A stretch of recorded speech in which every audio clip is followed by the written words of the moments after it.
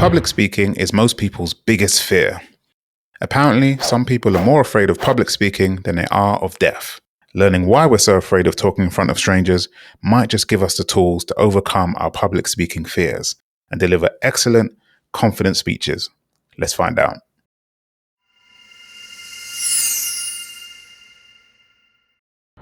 We evolved to fear public speaking.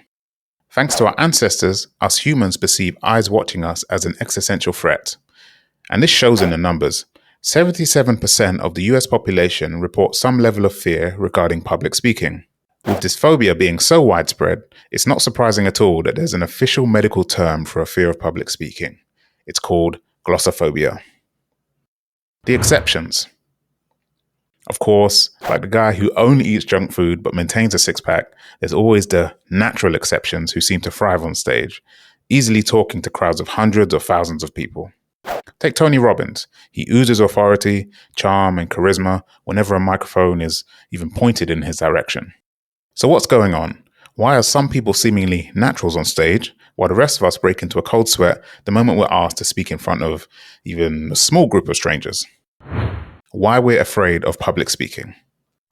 Let's dissect this fear of public speaking that so many of us have and try to understand why we get the uncontrollable trembling, the sweating, and the other symptoms.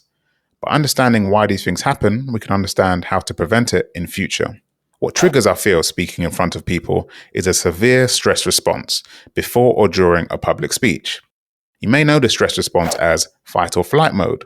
It's where you're confronted with something terrifying like physical danger or extreme humiliation, and your body reacts physiologically with a stand and fight or run for your life type response. We have this arguably over-the-top response thanks to our ancestors, who lived in more dangerous environments where the risk of attacks and ambush was very real. For them, danger was so common that they developed an acute stress response to stay primed, which provided them with the tools they needed to either fight or run away to safety at a moment's notice. Although most of our environments are a lot safer today, this part of our brain still works the same way. When we perceive an upcoming stressful situation, just like giving a speech and risking failure and humiliation, our bodies react with the same fight or flight response. Stress hormones. These stress responses activate parts of our nervous system that release hormones, like adrenaline, into our systems. Hormones like this are actually called catecholamines, but we'll just call them stress hormones here. These stress hormones get to work on beta receptors in the heart, causing it to pump with more force. This increases blood pressure, gives us racing heartbeats, causes trembling, and all the other symptoms that come with a fear of public speaking or glossophobia. Ironically, if we're actually in a fight, the sudden release of these stress hormones into our bodies could be very useful.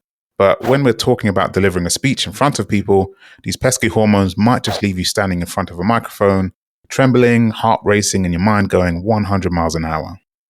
So what can we do to overcome these dreaded hormones and stress responses? Here's 3 proven ways to conquer a fear of public speaking so that your upcoming speech goes perfectly. Number 1, lower the stakes. If we imagine that a lot is on the line for an upcoming speech, it's almost certain that our nervousness and anxiety will be ramped up. We are perceiving that the stakes are really high. Try imagining all the worst case scenarios that could actually happen during your speech, and imagine it all the way through to the end. I know it's uncomfortable to even visualize this, but a lot of the time, just taking a good look at some imaginary catastrophe in our mind is enough to make us realize that a mistake here or there, or stuttering our way through to the ending of a speech, usually doesn't even matter. This is exactly how you lower the stakes of an event in your imagination, and doing so has a really good chance of calming your fears and reducing nervousness in a run-up to your speech. Number 2, practice, then practice a bit more. I know, Captain Obvious over here, but it can't be overstated how much practice professional speakers put into their performances.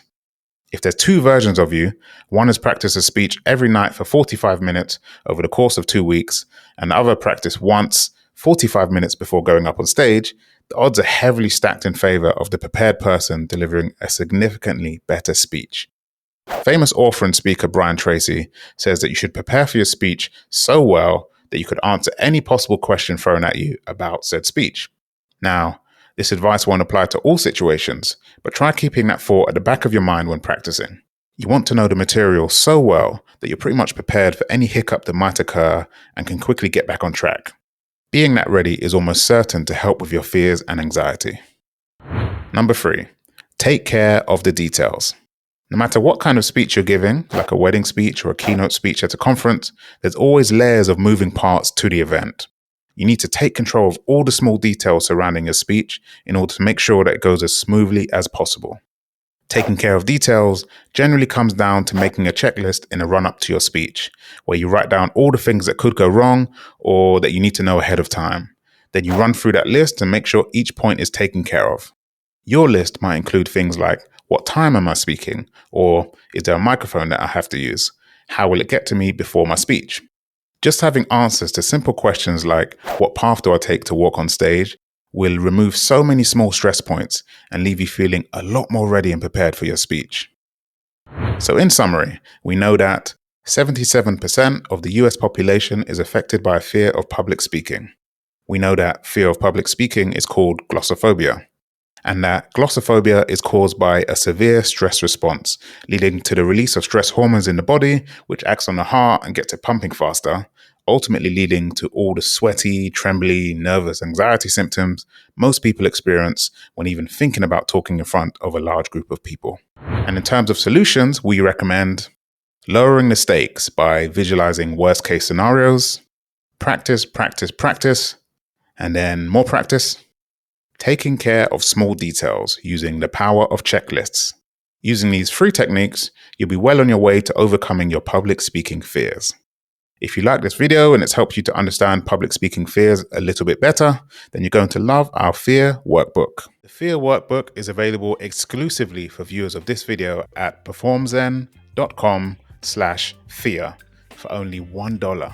It's usually $27. The Fear Workbook is a mini course with 6 scientifically proven techniques that you can use to get your fears and anxieties under control before the next time you get on stage, face down potential customers on a sales call, walk into a dinner party surrounded by strangers, or basically any situation where your brain turns on its fear response. The Fear Workbook shows you how to wrestle your brain back under your control with in-the-moment and daily anxiety-conquering exercises. To get these techniques for just $1, go to performzen.com/fear, click the buy button, and spend 30 seconds completing checkout. It's that simple and comes with a bunch of online assistance that's going to surprise you.